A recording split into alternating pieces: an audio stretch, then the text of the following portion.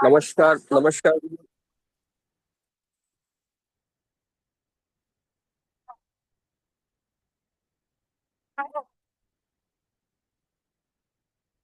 नमस्कार जी।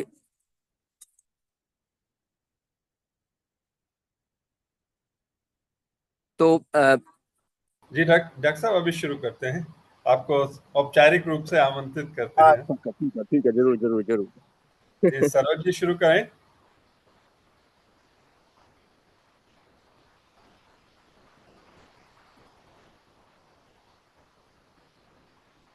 हेलो।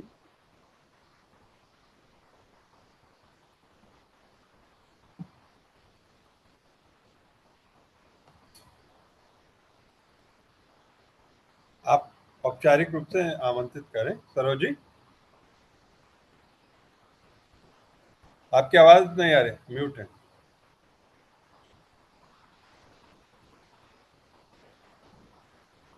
ओम सभी को महिला पतंजलि योग समिति द्वारका की ऑनलाइन निशुल्क कक्षा में आप सबका स्वागत है। विशेष स्वागत डॉक्टर रोहन जैन जी का। आज आपने जो विषय लेने वाले हैं बहुत ही महत्वपूर्ण विषय है, मनोरोग के कारण, बचाव व निदान। तो आपका बहुत बहुत स्वागत। और अनिल जोशी जी से रिक्वेस्ट करूंगी कि आपका परिचय हम सबको कराएं। अनिल जोशी जी। जी जैसा सरोज जी ने बताया कि आज का विषय इसलिए बहुत महत्वपूर्ण है कि आजकल ऐसी जो ये रोग है जिसको पहले तो किसी और रूप में ही समझा जाता था और लोग इसको रिकॉग्नाइज भी।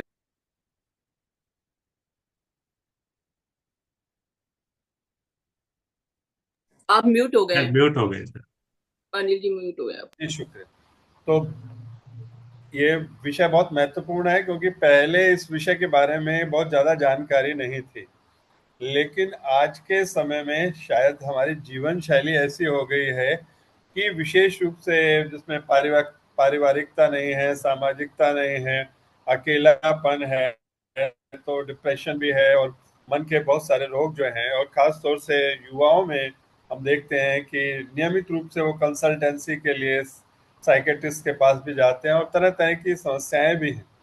तो ये और कुछ लोग लेकिन दूसरी तरफ ऐसे भी हैं जो कि इन सब चीज़ों से बचते भी हैं कि शायद उनको लगता है कि ये बताना जो है एक सोशल टैबू हो जाएगा। तो ऐसे में ये विषय बहुत महत्वपूर्ण हो गया है और डॉक्टर रोहन जैन जी जिन्होंने MBBS किया मौलाना आजाद मेडिकल कॉलेज से और इस विषय में आगे भी बहुत कुछ एकेडमिक डिग्रीज किए हैं। तो आज अच्छा है, प्राकृतिक वातावरण में है रोहन जी, घर पर नहीं है आज, कहीं बाहर ही हैं।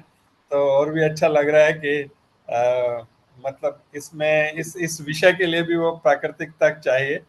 तो हम उनका बहुत बहुत स्वागत करते हैं। डॉक्टर साहब आप कुछ देर तक आप अपनी बात कहेंगे और उसके बाद जो प्रश्नोत्तर होंगे वो सब लोग आपसे पूछना तो चाहेंगे। मैं सबसे पहली बात तो यही कहना चाहूंगा जो अभी आपने नोटिस करी, प्राकृतिक इन्वायरमेंट। तो जैसे कि मैं देख रहा हूँ आप ज्यादातर लोग इनडोर्स हैं। एक एक दिख रहे हैं मुझे आउटडोर हैं। ये मेरी एक बार देख लीजिए आप इन्वायरमेंट। मैं इस टाइम पार्क में हूँ, यहाँ के मेन पार्क में। तो जो मन का स्वास्थ्य है और शरीर का स्वास्थ्य है ये आपस में जुड़े हुए हैं। अगर मन अच्छा है तो शरीर अच्छा है, अगर मन सही नहीं है तो शरीर सही नहीं है, शरीर सही नहीं है तो मन सही नहीं है। तो ये सबसे पहला तो मूलभूत ये है मेंटल हेल्थ का, कि दोनों चीजें साथ साथ चलती हैं। और जो जैसे पिछले 30-40 साल में अगर सोचें, एक या दो जनरेशन में जो बहुत बीमारियां हैं जो काफी बढ़ गई हैं, जैसे हो गई डायबिटीज, हो गई दिल की बीमारी, हो गई।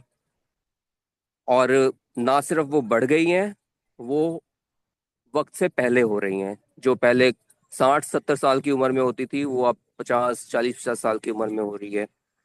और इसीलिए इसी हिसाब से जो जैसे शरीर की बीमारियां जो पहले हो रही हैं, वही मन की बीमारियां भी उसी हिसाब से वक्त से अब पहले हो रही हैं और काफी बढ़ गई हैं। और इन दोनों का कारण एक ही है, जीवन शैली में जो हमारे काफी फर्क आ गया है। ठीक है। तो और जीवन शैली में क्या फर्क आया है? हमारे खाने पीने में, हमारे रहने सहने के तरीके में, हमारे काम करने के तरीके में, हमारे जो सोशल कॉन्टेक्ट्स है उसमें। जैसे मान लो परिवार हैं जो पहले ज्यादा साथ साथ रहते थे, अब वो दूर दूर हो गए हैं। बच्चे काम करने के लिए दूर चले जाते हैं और पेरेंट्स वहाँ एक जगह पे रह जाते हैं। तो परिवार विखंडित हो गए हैं, हो रहे हैं। मतलब कांटेक्ट, अब ज्यादा कांटेक्ट आपका फेसबुक या व्हाट्सएप के जरिए होता है, डायरेक्ट पर्सन टू पर्सन नहीं होता है। तो ये एक बहुत बड़ा कारण है। दूसरा, खाने पीने में जो बहुत बदलाव आया है। जो हम पहले नेचुरल फूड खाते थे, अब हम काफी प्रोसेस्ड फूड खाते हैं, जिससे फिजिकल हेल्थ भी अफेक्ट होती है और मेंटल हेल्थ भी अफेक्ट होती है। और तीसरा, जो हमारी लाइफ काफी अब इंडोर हो गई है। अब हम काफी टाइम स्पेंड इंडोर करते हैं। जैसे पहले अगर आपको पड़ोस में कोई खरीदारी करने जाना हो, आप खोलेंगे दरवाजा और अपने दुकान तक पैदल चल के जाएंगे। आज से 30-40 साल पहले की बात कर रहा हूँ, अभी की नहीं। अब क्या होता है? आप घर से निकलेंगे, कार का दरवाजा खुलेगा, आप अंदर जाएंगे कार के, आप अपनी डेस्टिनेशन पे पहुंचेंगे, वहाँ कार का दरवाजा खुलेगा, काम करेंगे और वापस आ जाएंगे। तो इससे, सिर्फ इस छोटी सी चीज से तीन तीन चीजें आपकी मिस हो जाती हैं। एक तो आपका आउटडोर एक्सपोजर वो कम हो गया। दूसरा, आपको रास्ते में जो आपके पड़ोसी मिलेंगे, दूसरे मिलेंगे, उनसे आपको बातचीत करने का मौका आपका कम हो गया, वो नहीं मिलेंगे। अब आप सीधा दुकान पे जाएंगे, दुकान से आएंगे, वही। तो ये एक्सपोजर कम हो गया। और तीसरा, आपकी जो फिजिकल एक्टिविटी होती थी वो खत्म हो गई। अब सिर्फ आप कार को ही यूज कर रहे हैं, आपके पैर नहीं चल रहे हैं। तो ये तीनों चीजें मिलके आपकी मेंटल हेल्थ को अफेक्ट करती हैं। सब, अब कर तो सब रहे हैं ये चीज, लेकिन मेंटल हेल्थ कुछ लोगों की खराब होती है। उसका कारण ये है कि कुछ लोग जेनेटिकली ज्यादा ससेप्टेबल होते हैं। सबको नहीं होगी ऐसा करने से मेंटल हेल्थ प्रॉब्लम, लेकिन कुछ लोग ज्यादा ससेप्टेबल होते हैं। तो ऐसे ऐसे, मतलब ये चीज तो आप अपने एक्सपीरियंस से भी काफी बता सकेंगे कि क्या क्या आपकी जीवन शैली में फर्क आ गया है पिछले 20-30-40 सालों में, जिससे अकेलापन बढ़ गया है, लोग आइसोलेटेड हो गए हैं, और जो डायरेक्ट कम्युनिकेशन होता था लोगों से वो कम हो गया कंपैरेटिवली। अब लोग इलेक्ट्रॉनिक मीडियम के थ्रू ज़्यादा कम्युनिकेट करते हैं। अच्छा, लोगों के स्लीप डिस्टरबेंस लोगों में बढ़ गई है, क्योंकि because of over use of mobile. Mobile या जो लाइव जो है, जितने भी इनका ओवर यूज हो रहा है, लेट नाइट तक होता है यूज, उसका डायरेक्ट इफेक्ट पड़ता है स्लीप पे। तो इसका इसका एक बहुत इंपॉर्टेंट रोल है।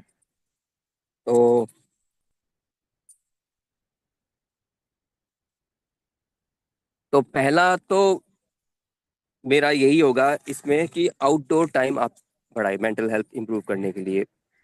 और बेस्ट टाइम होता है आउटडोर का first hour of morning, from 6 to 7, जब भी सनराइज होता है उसके 1 घंटे, या फिर 1 घंटा सूरज डूबने से पहले। तो जो भी है, ये टाइम जो होता है बेस्ट होता है आउटडोर के लिए। आप कोई भी एक्टिविटी करें, किसी भी बहाने से जाएं, आप कोशिश करिए कि ये टाइम मैक्सिमम आप बाहर स्पेंड करने की कोशिश जहां तक पॉसिबल हो। ऑफ कोर्स सब कुछ संभव नहीं है, जितना जहां तक आपके लिए संभव हो सके वो करिए। कम से कम ये जो आप मॉर्निंग में जो योगा करते हैं, जो कि itself very good for mental health, ये आप जितना बाहर करें उतना ज्यादा अच्छा है। दूसरा है फिजिकल एक्टिविटीज, जो कि योगा में होती है, लेकिन as far as I know yoga ज्यादातर बैठ के होता है। अ, चलना कम होता है। एक्टिविटी तो होती है लेकिन बैठकर ज्यादा होता है। तो इसमें आपको जो एक्टिविटी है, फिजिकल एक्टिविटी का कोई रोल, आउटडोर फिजिकल एक्टिविटी का कुछ ना कुछ आपको इंक्लूड करें, तो वो मेंटल हेल्थ के लिए अच्छा होता है। अच्छा।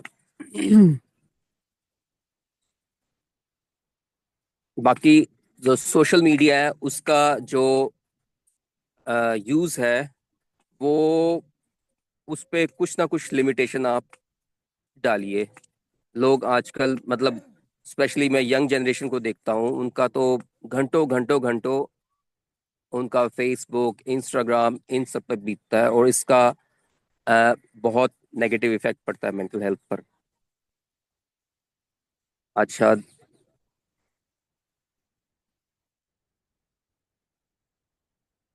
तो जो स्पेसिफिक चीजें मैं बोलूंगा टू इम्प्रूव मेंटल हेल्थ, एक तो सोशल नेटवर्किंग है, वो तो आप जैसे ये कर रहे हैं, ये भी एक सोशल नेटवर्किंग है, ये हेल्प करती है मेंटल हेल्थ में।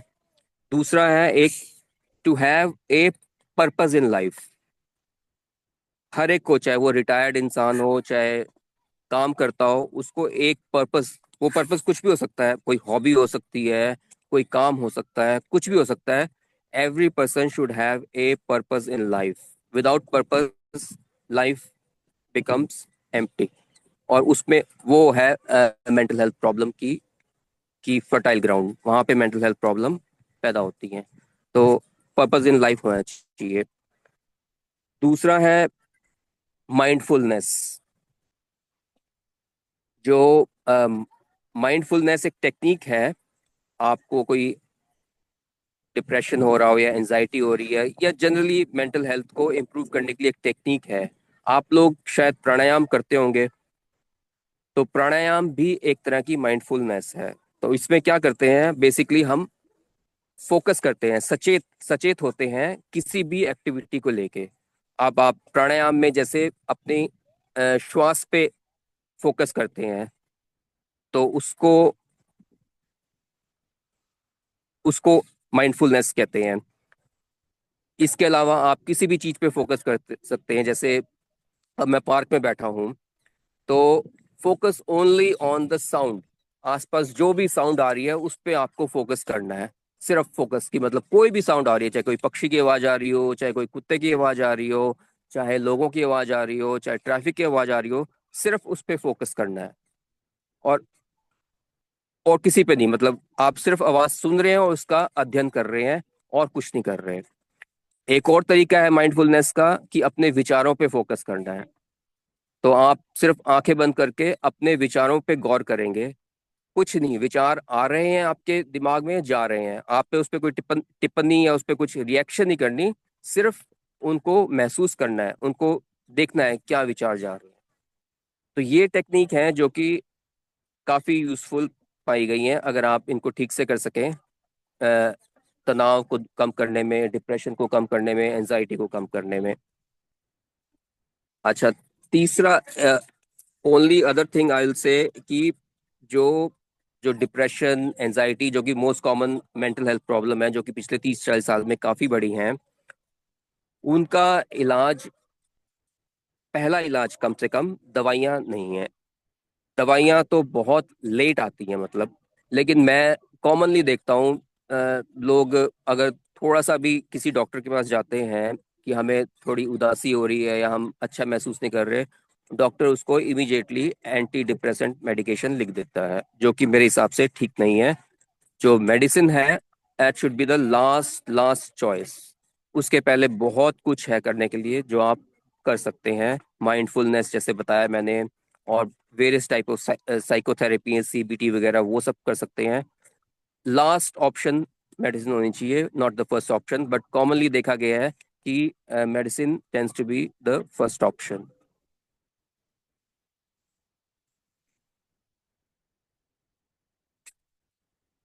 तो यही, और फूड फूड के बारे में भी मैं कुछ बोलना चाहूँगा, कि अगर शरीर स्वस्थ है तो मन स्वस्थ है। तो एक बैलेंस डाइट बहुत जरूरी है, दोनों के लिए, शरीर के लिए भी और मन के लिए भी। तो बैलेंस डाइट क्या होती है? अगर आप वेजिटेरियन हैं, तो अ, अ, कोई भी अनाज, कोई भी दाल, और कोई भी फल, फ्रूट, सब्जी, ये चार मेन है उसके। प्रोसेस फूड को कम से कम कर दीजिए, रेडीमेड जो फूड होता है उसको कम से कम कर दीजिए, नमक कम कर दीजिए, और तेल कम कर दीजिए। बस यही है। और नॉन वेजिटेरियन का मैं ज़्यादा नहीं बोल सकता, क्योंकि मैं वेजिटेरियन हूँ, लेकिन नॉन वेजिटेरियन में भी सिमिलर ऑप्शन आपको मिल सकती हैं। हालांकि vegetarian food is best. For a stable body. तो बस मुझे तो इतना ही कहना था। अगर आपके कोई क्वेश्चंस है तो पूछ सकते हैं।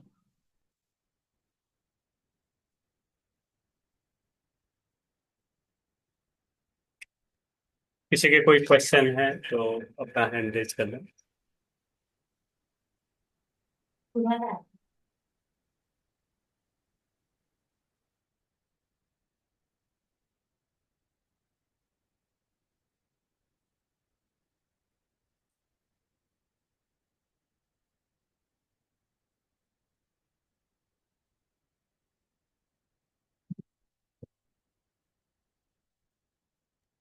वर्मा जी जुड़े हैं। डॉक्टर साहब, आजकल एक बड़ी कॉमन प्रॉब्लम डिप्रेशन की और खास तौर से बड़े आयु वर्ग में भी देखी जाती है किन्हीं किन्हीं कारणों से। तो उसमें उसके क्या सिम्टम्स हैं और कैसे अगर हो जाए तो उसको हैंडल करना चाहिए? क्या किसके सिम्टम पूछे आपने डिप्रेशन के?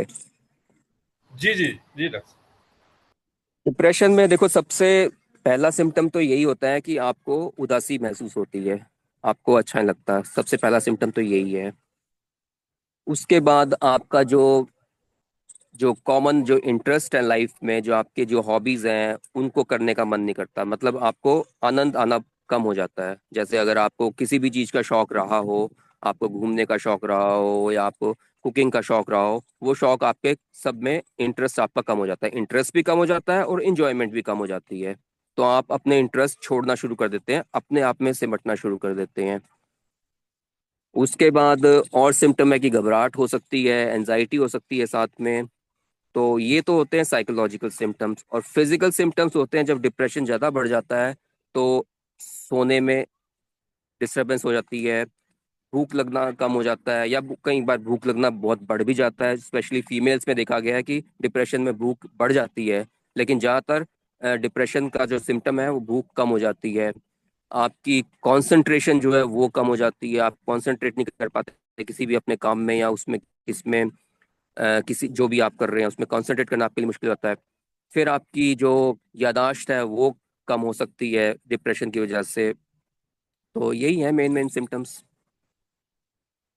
नहीं, उसका दूसरा भाग ये था how to handle it. How to handle it. तो ये जो मैंने जो लेक्चर में आपको सारा बताया है कि first option is always lifestyle. आपकी जीवन शैली में जो आप करेंगे उसका बहुत बड़ा रिलेशन है डिप्रेशन होने या ना होने में।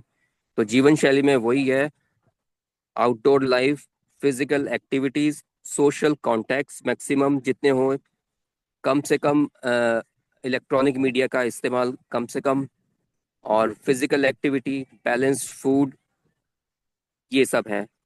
और ये तो है सारे प्रिवेंशन। अगर ये काम ना करें तो फिर ट्रीटमेंट में आते हैं आपके जो कई तरह की थेरेपी है। माइंडफुलनेस है जो कि आप खुद घर पे कर सकते हैं, माइंडफुलनेस जिसमें प्राणायाम भी जिसका एक उदाहरण है।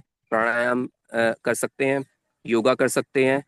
और उसके ऊपर जाएं तो आती है एक जो मोस्ट कॉमन ट्रीटमेंट है डिप्रेशन का, जो साइकोथेरेपी है, उसको बोलते हैं सीबीटी, कॉग्निटिव बिहेवियरल थेरेपी। वो एक प्रोफेशनल साइकोथेरेपिस्ट या काउंसलर दे सकता है। और ये भी काम ना करे तो लास्ट ऑप्शन होती है फिर मेडिकल ट्रीटमेंट, जो कि दवाइयाँ हैं।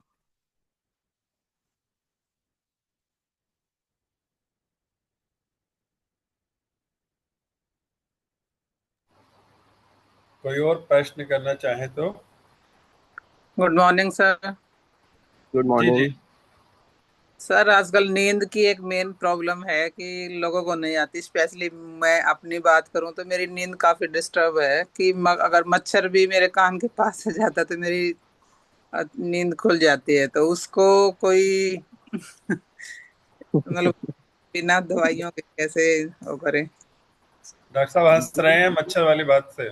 हाँ नहीं, मतलब इतने सेंसिटिव आप हाँ जी सर, है उदाहरण मेरी बहुत सा नींद दिया सर आप। ऐसी। तो नींद के लिए कुछ जनरल पहली चीज तो आपके उदाहरण में ही बोल सकते हैं कि मच्छरों को फिर आप भगाइए, सबसे पहला काम तो यही करिए। और दूसरा, इन जनरल नींद के लिए आप, नींद है उसके लिए पहली चीज तो है, जो अगर आपका शरीर थका हुआ है तो उसको नींद जल्दी आती है, तो फिजिकल एक्टिविटी, दिन भर में आप फिजिकल एक्टिविटी बहुत जरूरी है। दूसरा है कि जो सन एक्सपोजर होता है, सन में जो होती है इंफ्रारेड रेज होती है और विटामिन डी होता है, ये जो होती हैं इनका बहुत बड़ा रोल होता है गुड गुड स्लीप।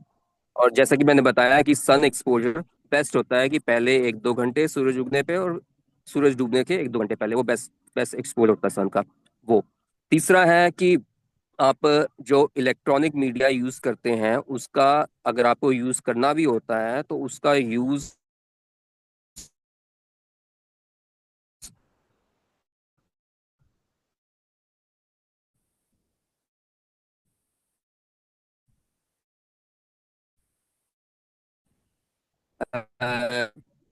डूबने के दिन में करिए, करें तो है। दूसरा तो कि कुछ लोगों को नींद में हेल्प मिलती है कि सोने के 1 या 2 घंटे पहले आप गर्म पानी से नहा लें, तो उससे काफी लोगों को नींद में हेल्प मिलती है। अच्छा, रात को ब्राइट लाइट का कम से कम इस्तेमाल करें। जो लाइट है डिम डिम, जो आपके 0 वॉट या 3 वॉट के बल्ब होते हैं उनका इस्तेमाल ज्यादा करें। जो ज्यादा चमकती हुई लाइट है उसका रात के 9-10 बजे के बाद इस्तेमाल ना करें। खाना खाना खाएं आप 7 बजे से पहले, ज्यादा लेट खाना मत खाइए। जो मतलब कहने का मतलब है, जब आप सोने जाएं तो सोने के टाइम से कम 2 घंटे आपका खाली पेट होना चाहिए, मतलब 2 घंटे पहले आपने खाना खाया हो, खाने तो को शाम पचने का पूरा। खाना खाता ही नहीं है स्पेशली अनाज वगैरह क्या क्या, दोबारा कहिए, क्या सुनाई दिया मुझे? सर मैं कह रही हूँ शाम को तो हम खाना खाते ही नहीं है। हाँ, ये तो और भी अच्छी बात है, अगर शाम को खाना नहीं खाते हैं तो वो वो और भी अच्छी बात है, खाना अगर नहीं। लेकिन मैं काफी देखता हूँ, लोग कहते हैं हम खाना नहीं खाते, फिर ज्यादा थोड़ा 1-2 क्वेश्चन और पूछो तो वो बोलते हैं कि हाँ, रात को सोने से पहले दूध का गिलास पीते हैं। तो नहीं, खाने से मेरा मतलब है कुछ नहीं खाना, उसमें दूध भी आ गया, सब कुछ आ गया, हेलो। खाली पेट, मतलब कहने का मतलब वो दूध दूध को खाने में नहीं मानते, दूध को तो वो अलग से मानते हैं। तो खाली पेट से मतलब होता है खाली पेट, कुछ नहीं खाना, मतलब एक एक एक दाना भी नहीं खाना 2 घंटे, सोने से 2 घंटे पहले तक। तो अगर आपको दूध पीना है तो दूध आप 6-7 बजे पी लीजिए, लेकिन रात को सोने से पहले दूध मत पीजिए। जब जाएं सोने तो खाली पेट जाना चाहिए। और आजकल नींद में डिस्टरबेंस 2 कारण से और होती है कि आसपास शोर, तो उसका कोई आप इंतजाम करिए। जो पास में, रोड के पास में रहते हैं, ट्रैफिक की नॉइज काफ़ी आती है, उससे नींद पे इफेक्ट पड़ता है। और अगर लाइट्स आ रही हैं बाहर से, स्ट्रीट लाइट्स वगैरह आ रही हैं, उसका नींद पे इफेक्ट पड़ता है। तो उसका आप इंतजाम करिए कि आपका रूम थोड़ा सा, जितना हो सके साउंड प्रूफ हो और लाइट प्रूफ हो, सोने के टाइम पे पूरा डार्क हो, जितना डार्क हो सके उतना डार्क हो। तो ये सब ट्राई कर सकते हैं। मैं तो अगर हमेशा आप अगर आप कवर। डॉक्टर के पास जाएंगे तो वो आपको नींद की गोली लिख देगा। वो आप ना ही लें तो अच्छा है। Thank you sir. उसके बहुत कॉम्प्लिकेशंस होती हैं, तो वो अवॉइड करें, उतना अच्छा है। Thank you sir.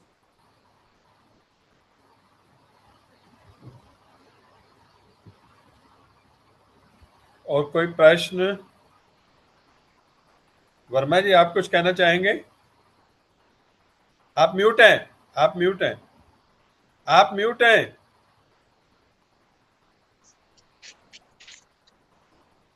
आजकल वर्मा जो जी, आप म्यूट हैं। जी आजकल बच्चे और बड़े अकेले रहते हैं, ज्यादातर परिवार में बहुत कम रहते हैं। एक एक दो दो बच्चे हैं सभी घरों में, ज्यादातर तो अब एक ही बच्चा रहने लगा है। और वो डिप्रेशन में चले आते हैं, उनका बिहेव बहुत ही अजीब सा आता है। हम देखते हैं पड़ोस में आसपास के लोगों को कि बात भी करना नहीं चाहते हैं। तो उन बच्चों के साथ हम क्या कर सकते हैं? वो सुनना भी नहीं चाहते, बात भी नहीं करना चाहते। तो ऐसे बच्चों को या बड़ों को क्या करें? वो घरों में सिमट गए हैं, बाहर आना ही नहीं चाहते हैं। किन की आप जो बच्चे जो जो दूर चले जाते हैं, डिप्रेशन में चले आते हैं। जिन पेरेंट्स के बच्चे काम या किसी भी लिए दूर चले जाते हैं, उन उन पेरेंट्स की बात कर रहे हैं आप? पेरेंट्स भी होते हैं जो अकेले होते हैं, वो भी डिप्रेशन में चले आते हैं, जो घरों में ही बंद हो जाते हैं। बच्चे भी आजकल ऐसे हैं कि घर से बाहर ही नहीं निकलते हैं, सुनना भी नहीं चाहते, ना अपने पेरेंट्स की सुनते हैं, ना आस पड़ोस की। तो बात बहुत दूर है, आजकल तो बात करना ही बहुत मुश्किल आता है कि पड़ोसी बात कर ही नहीं सकते उनको। अब देखो, किसी को बोल उन तो नहीं सकते आप, कि ऐसे करो वैसे करो, जिसको जो सूट करता है वही करता है मेरे हिसाब से। तो आप अपने अपने को तो चेंज कर सकते हैं, लेकिन दूसरों को चेंज नहीं कर सकते। वो उनकी जो जिनको दूसरों को चाहे वो बच्चे भी हो क्यों ना हो, अगर वो बड़े हो गए हैं, छोटे बच्चे हैं तो फिर भी बोल सकते हैं, अगर बड़े बच्चे हो गए हैं तो फिर मेरे हिसाब से ज्यादा आप कह नहीं सकते। आप बस एक बार कह सकते हैं, आप प्रेशराइज नहीं कर सकते।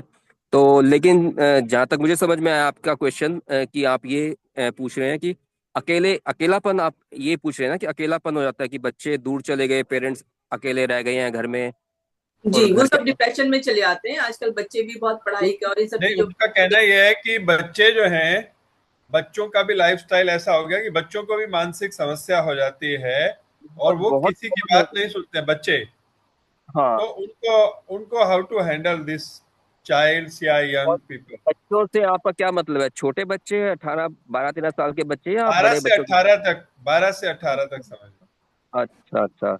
तो उनका तो 12 से 18 बच्चों में तो आप कंट्रोल कर सकते हैं फिर भी, कि पहली बात तो है मोबाइल लिमिट कर दीजिए, कि आप 7 बजे के बाद मोबाइल या कोई टीवी वगैरह वो सब यूज नहीं कर सकते हैं। वो तो आप रिस्ट्रिक्ट कर सकते हैं मेरे हिसाब से।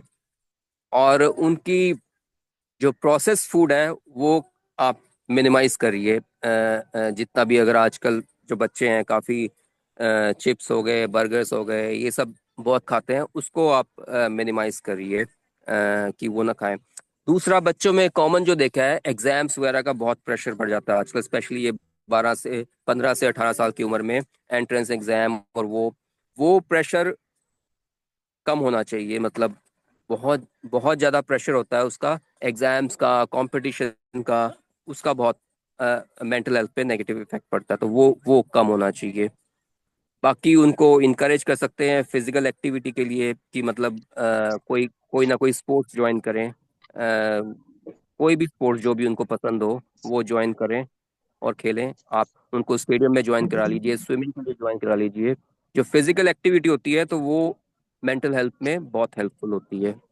तो ये 3 4 स्टेप ले सकते हैं कम से कम। हाँ हाँ। डॉक्टर साहब, एक सवाल ये था, मैं भोपाल से हूँ, जवाहर कर्नावत। हाँ अक्सर जी। एक उम्र के बाद याददाश्त कमजोर होने लग जाती है, या खासकर 55 60 के बाद। तो क्या कुछ उसके लिए क्या उपाय किए जाने चाहिए? वैसे इसका कोई मनोरोग से संबंध तो नहीं है, लेकिन याददाश्त शार्प रहे और हम लोग उसको मेंटेन करके रखें, उसके लिए क्या कोई आप सुझाव देंगे?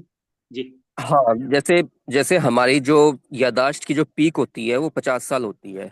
तो 50 साल के जी। बाद धीरे धीरे धीरे धीरे, जैसे बॉडी में आप झुका ढिलाव होता है, वैसे ही मन में भी जो हमारी यादाश्त है धीरे धीरे धीरे कम होनी शुरू हो जाती है।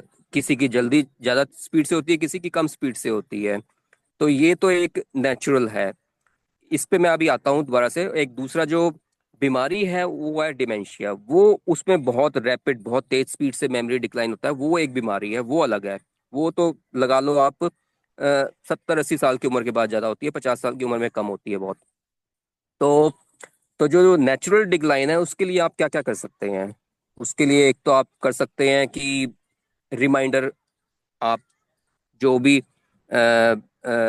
जो भी चीज जरूरी याद रखनी हो उसके लिए रिमाइंडर डाल सकते हैं। जैसे आप अपने दीवार पे एक वो बोर्ड, जो व्हाइट बोर्ड या ब्लैक बोर्ड होता है, वो छोटा सा लगा सकते हैं, जिसमें आपको जो भी चीजें आपको याद रखनी है वो उसमें लिख सकते, सामने नजर आती है, वो आसान रहती है करनी। तो जो चीज आपको लगता है कि पूछ सकते हैं उसको आप लिख सकते हैं। किसी का बर्थडे हो गया, या कोई आपकी अपॉइंटमेंट है, आपको अ, ऐसी कोई भी चीज जो आपको आने वाले दिनों में याद रखनी है, उसको आप वहाँ पे नोट कर सकते हैं। दूसरा होती है, कई बार दवाई लेनी लोगों को भूल जाती है। जो लोग दवाइयाँ लेते हैं, ब्लड डे बॉक्स होता है, वो शायद आता होगा या केमिस्ट्री चलता है। तो उसमें आप दवाइयाँ आप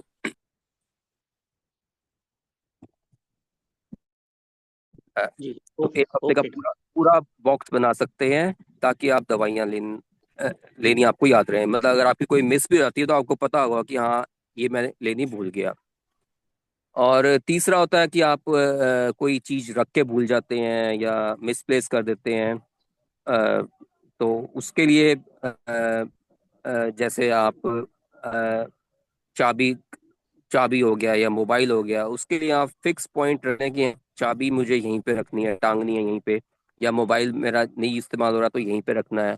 तो मतलब ऐसी चीजें जो आपको डेली जरूरत पड़ती है, जो आप मिसप्लेस कर देते हैं, उनके आप फिक्स जगह बना सकते हैं कि यहाँ रख सकते हैं, यहाँ रख सकते हैं, यहाँ रख सकते हैं। बाकी अ, वही जनरल एडवाइस है, फिजिकल एक्टिविटी, आउटडोर एक्टिविटी, ये सब करेंगे तो उसका मेमोरी पे इफेक्ट आता है। कुछ आयुर्वेदिक दवाइयाँ आती हैं, उसके बारे में मैं ज़्यादा नहीं बोल सकता हूँ, लेकिन कुछ रूट्स आती हैं, जिंको रूट्स है या ऐसी कोई रूट्स हैं, उसका कोई कंफर्म नहीं है, लेकिन काफ़ी लोग एडवाइस करते हैं कि ये सब भी मेमोरी में इफेक्ट करते हैं, पर इसका कोई कंफर्म नहीं है। पर आप चाहें तो इनका इस्तेमाल कर सकते हैं। तो ये ठीक है है, धन्यवाद। Practical practical basically practical changes लाने हैं थोड़े लाइफ में, तो मेमोरी का इफेक्ट आपके कम हो जाएगा। ये मेन मेन मेन है। ठीक है, बाकी धन्यवाद धन्यवाद। बाकी इसको एक्सेप्ट करें, ये पार्ट ऑफ एजिंग है कि 50 के बाद मेमोरी का धीरे धीरे डिक्लाइन होना शुरू हो जाता है ज्यादातर लोगों में। अच्छा, एक एक एक चीज और क्वेश्चन कहूंगा कि एक एक और कहूंगा कि जो मेमोरी उनकी ज्यादा रिटेन रहती है जो मेंटल एक्टिविटी करते हैं। मेंटल एक्टिविटी मतलब कोई भी प्रॉब्लम सॉल्विंग हो गई, रीडिंग हो गई, या कोई जैसे क्रॉसवर्ड्स हो गए, उस टाइप की कोई ना कोई पहेली हो गई, कोई ना कोई मेंटल एक्टिविटी जो करते हैं, उनकी मेमोरी ज्यादा सही रहती है, अच्छी रहती है। जी धन्यवाद डॉक्टर साहब, धन्यवाद।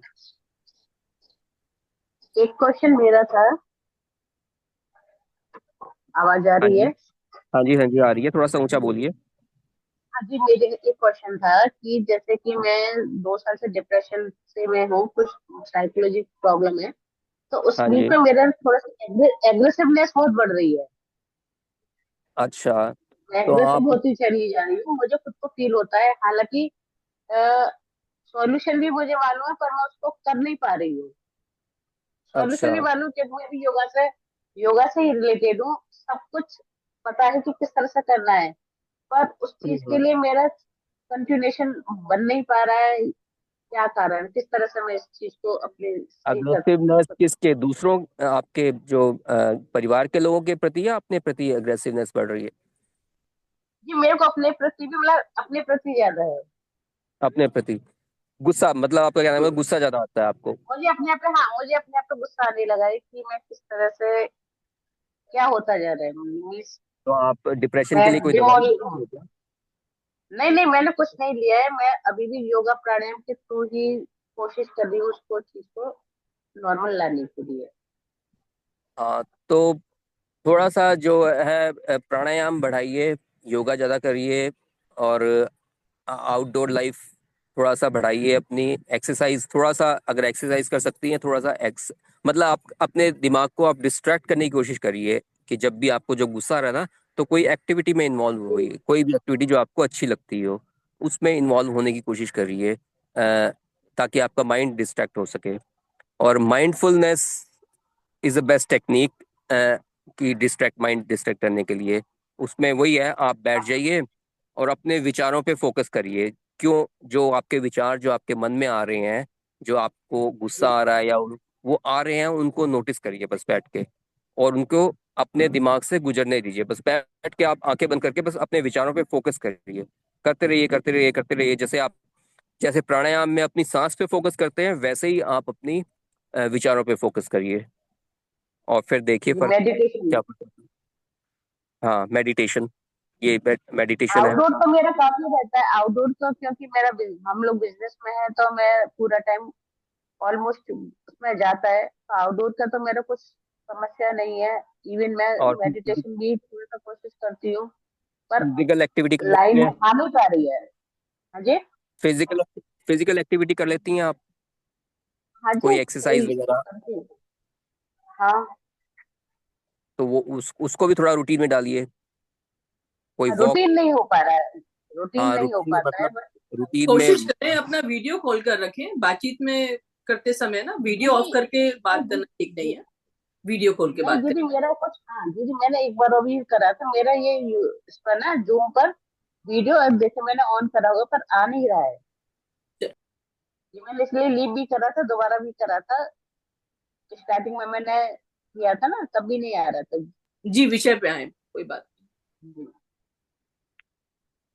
तो इसके लिए थोड़ा सा बच्चे का भी हुआ था समस्या कि उसका भी स्कूल गोइंग है वो, तो थोड़ा सा बीच में वो भी डिस्ट्रैक्ट हो गया था। तो मोबाइल और टीवी का उसका थोड़ा ज्यादा क्रेज है, तो उसको किस तरह से हटाया जा सकता अ, किसका आप अपनी बात कर रही हैं, बच्चे की बात कर रही हैं? है? मेरे को मोबाइल का नहीं है, मेरे को मोबाइल टेलीविजन का नहीं है, बच्चे की बात कर रही हूँ।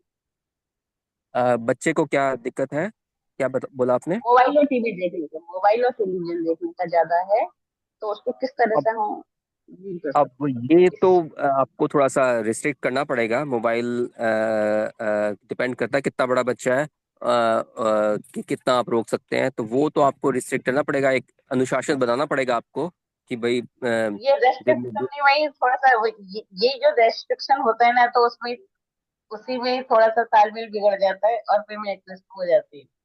हाँ, तो अब ये चीजें जो ऑर्गेनाइज करनी होती है फैमिली में, ये थोड़ी सी मुश्किल होती हैं। पर ये थोड़ा सा अनुशासन आपको बच्चों में डालना पड़ेगा कि इतना मोबाइल यूज कर सकते हैं, इतना टीवी इस्तेमाल कर सकते हैं। तो ये इसके तरीके भी होते हैं उसमें, जैसे मोबाइल में लॉक्स होते हैं, चाइल्ड लॉक्स होते हैं, टीवी में भी चाइल्ड लॉक होता है, क्या क्या बच्चे देख सकते हैं, कब देख सकते हैं। तो अब ये तो जरूरी है, ये तो करना पड़ेगा। अ, कैसे करें ये तो उनका बच्चा काफी बड़ा है, वो चाइल्ड लॉक वाला नहीं है। अच्छा, कितने काफी जी बड़ा बच्चा। कितने साल का है प्रीति जी दीदी आपका बच्चा? 14 का ही है, 14 का ही, मतलब चाइल्ड लॉक वाला नहीं है, वो तो हमारे ही सारे लोग खोल देता है। तो वही मैंने इसलिए पूछा कितना बड़ा बच्चा है, चाइल्ड लॉक। हाँ, नहीं, 14 का तो। वो कई चीजें हैं। नहीं अभी हाँ जी दीदी अब डॉक्टर साहब, ये लोग ना दुबई से वापस आए हैं और भारत में सेटल हुए हैं, तो बच्चे का लाइफस्टाइल बिल्कुल चेंज हो गया है। जो दुबई से आने के बाद जो यहाँ पर उसको चीजें मिल रही हैं वो बिल्कुल डिफरेंट है, तो उस वजह से भी उसका शायद है। तो हाँ, वो मतलब ये हर एक के साथ होता है, बच्चों के साथ क्या जी, बड़ों के साथ। जब और आपकी ये जब एज भी इस प्रकार। सिचुएशन एकदम इतनी चेंज होती है, आपका फ्रेंड सर्कल सारा चला गया, वहाँ का नया फ्रेंड सर्कल बनाना है, तो ये जो शिफ्टिंग एंजाइटी होती है ना, ये काफी कॉमन होती है। और ये विद टाइम ही जाती है, टाइम के साथ धीरे धीरे सेटल, जैसे जैसे वो नई लाइफ में सेटल होते हैं, तो वो धीरे धीरे कम होती है। वो काफी लोगों को हो सकती है इस, और काफी कॉमन है। तो इसका किस तरह से हम, ये तो दीदी ने बिल्कुल सही बात बताया आपको कि शिफ्टिंग का ही प्रॉब्लम हुआ है, तो ये किस तरह से हम लोग का क्या ट्रीटमेंट है, हम किस तरह से इसको सही कर सकते हैं, मेन ये है। ट्रीटमेंट एक मतलब उस ये जानने की कोशिश करिए कि क्या चीज वहां पे जो थी वो मिस कर रहा है, या क्या चीज यहाँ पे वो एडजस्ट नहीं कर पा रहा है। मतलब वहाँ का जो लाइफस्टाइल है वो, और यहाँ के लाइफस्टाइल में क्या फर्क महसूस हो रहा है, किस चीज में उसको एडजस्टमेंट में प्रॉब्लम हो रही है बच्चे को। तो वो जानने। अब वो हो सकता है वहाँ उसके फ्रेंड्स बन गए हो, यहाँ उसके फ्रेंड्स नहीं बन रहे हो, तो वो ज्यादा टाइम टीवी या मोबाइल पे बिता रहा हो। बट इंडिया में तो फ्रेंड्स बन ही जाते हैं, आज नहीं तो कल। बच्चों के और उसके पास अगर आस पड़ोस में मौका है फ्रेंड्स बनाने का, तो हाँ बन वहाँ से जाएंगे, नहीं ज्यादा तो। फ्रेंड्स हैं, जी, तो वहाँ से थोड़ा ज्यादा फ्रेंड्स है, एक्चुअली क्या है कि वहाँ पर थोड़ा सा प्रीति जी पर्सनल हो गया, जोड़ना थोड़ा था। सा बाद में डॉक्टर साहब से बात कर सकते हैं आप, ठीक है, डिटेल में बात कर सकते हैं। और जी अगला। जी जी जी जी, धन्यवाद प्रीति जी। अभी डॉक्टर साहब बोलना चाह रहे थे, वर्मा जी, डॉक्टर वर्मा जी। जी मेरा आवाज आ रही है मेरी? जी बिल्कुल आ रही है, आपकी आवाज बुलंद है। वीडियो भी आ रहा कि नहीं, मुझे नहीं पता, कुछ दिक्कत है। लेकिन जी मैं जी आवाज के माध्यम से ही डॉक्टर साहब से कुछ प्रश्न करना चाहूंगा। जी जी डॉक्टर साहब, एक बात, आज अनसर्टेनिटी का जमाना है, कोई भी शॉकिंग न्यूज आ जाती है और उसका कितना ज्यादा इम्पैक्ट आता है। ये मैं एक एग्जांपल आपको दे रहा हूँ। हमारे एक कुलीग थे पटियाला में, और लेक्चर थे पंजाबी यूनिवर्सिटी में। तो वो बाजार गए तो उनकी एक्सीडेंट हुई, डेथ हो गई। और ये खबर जब घर पे आई तो उनकी मदर को पता लगा, तो सुनते ही वो भी मर गई। तो ऐसी परिस्थितियों में इंसान को अपना मेंटल मेकअप कैसा रखना चाहिए, क्योंकि अनसर्टेनिटी का जमाना है, कोई भी न्यूज आ सकती है, गुड और bad. How to handle this situation? अब आजकल तो ब्रेकिंग न्यूज चैनल का जमाना है, लेकिन ये न्यूज तो थोड़ी सी अलग होगी ना कि किसकी डेथ बताई, उनके लड़के की डेथ हो गई थी, आपने ये बताया ना। जी जी। तो ये तो देखो एक बहुत बड़ा शौक है। तो ऐसा शौक तो बहुत सेंसिटिवली हैंडल करना चाहिए। बाकी वो दूसरी जो ब्रेकिंग न्यूज़ है वो तो होती रहती हैं, लोग इतनी ब्रेकिंग न्यूज़ आती हैं वो। पर ये तो एक अलग मैटर हो गया ना, ये ब्रेकिंग न्यूज़ नहीं कह सकते हैं इसको, तो एक फैमिली शॉक बोलेंगे आप। एक बहुत बड़ा शौक था उनके लिए।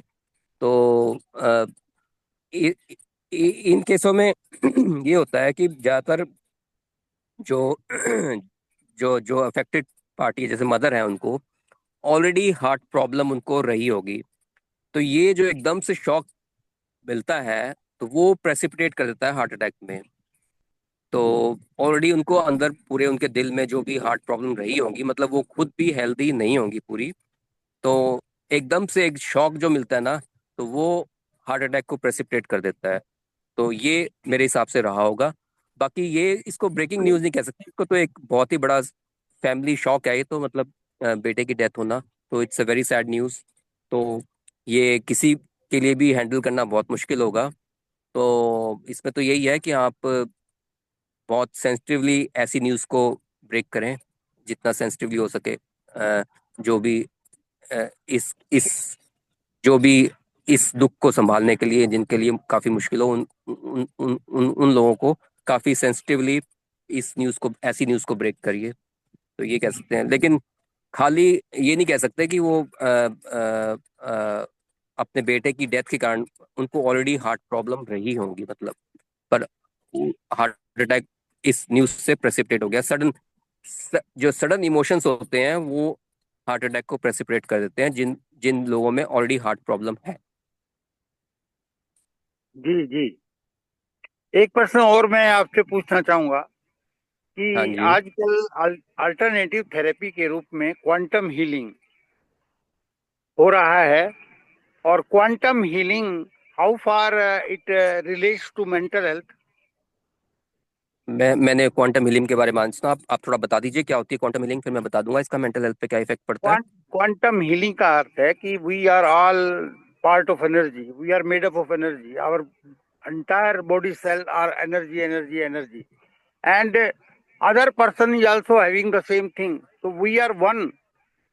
Me and another person is one as far as quantum healing basis is concerned. So if we give happiness to others, we feel happy. That is the way of quantum healing. You depend upon the natural cosmic healing, and that cosmic healing जो है that gives you ये तो देखो correction. एक कहावत है ना, world is reflection of you. मतलब जो आपका बिहेवियर होगा वही बिहेवियर आपके रिफ्लेक्ट होके आपके पास, आपके सामने लोगों की तरफ से आपके पे आएगा। मतलब अगर आपका बिहेवियर खुश है, हैप्पी है, आप कर रहे हैं, तो आप पाएंगे कि आपके आसपास के लोग भी आपको खुश नजर आएंगे और वो आपको खुशी वापस देंगे। और अगर आप उदास हैं, चिड़चिड़े हैं, तो आपको लगेगा कि आपसे लोग भी कटने शुरू हो जाएंगे, आपको भी लोग चिड़चिड़े नजर आएंगे। तो world is reflection of you. तो इसलिए है कि खुशी है तो आपकी खुशी आप बांटोगे, और अगर आप दुखी हो तो आप दुख बांटोगे। तो ये यही फर्क है। इसी को क्वांटम हीलिंग कहते हैं। थैंक यू यही डॉक्टर साहब। खुशी जैसी कोई खुराक नहीं कहते हैं वास्तव में हाँ ये थी। हाँ और हाँ। दूसरा ना, एक छोटा सा क्वेश्चन मेरा भी था कि यदि किसी को साइकेट्रिक प्रॉब्लम हो, क्या उससे मेडिटेशन करवाना चाहिए या नहीं? मेडिटेशन सबके लिए अच्छी है, प्रिवेंशन के लिए भी अच्छी है, और किसी को हो रखी हो मेंटल हेल्थ प्रॉब्लम उसके लिए भी अच्छी है। मेडिटेशन, प्राणायाम, योगा, फिजिकल एक्टिविटी सबके लिए अच्छी है 100%। बहुत prevention and treatment, and it's a part of treatment. हो सकता है वो दवाइयाँ ले रहे हो, साइकोथेरेपी ले रहे हो, और ये सब भी वो उसके साथ कर सकते हैं। फायदा होगा इसका, बिल्कुल कर सकते हैं। थैंक यू डॉक्टर साहब, आपका समय लिया हमने, जो बहुमूल्य समय, और आपने इतनी सुंदर जानकारी दी, जिसके लिए हम तहे दिल से आपका धन्यवाद करते हैं। और मेरे ख्याल से अब किसी के कोई क्वेश्चन नहीं है। हमारी जो क्लास है प्रतिदिन 5:30 बजे से 7 बजे तक रहती है, और संडे को हम लोग एक मेडिकल डॉक्टर का लेक्चर रहता है जो 7 से 8 रहता है।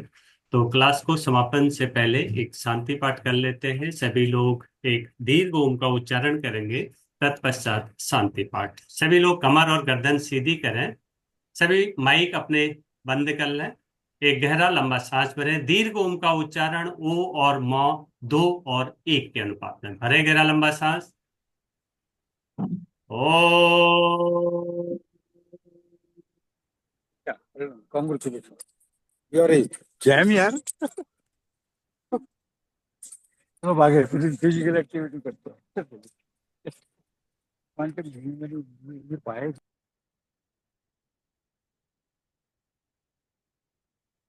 ओम देव शांति अंतरिक्ष गुम शांति पृथ्वी शांतिरापः शांतिरौषधयः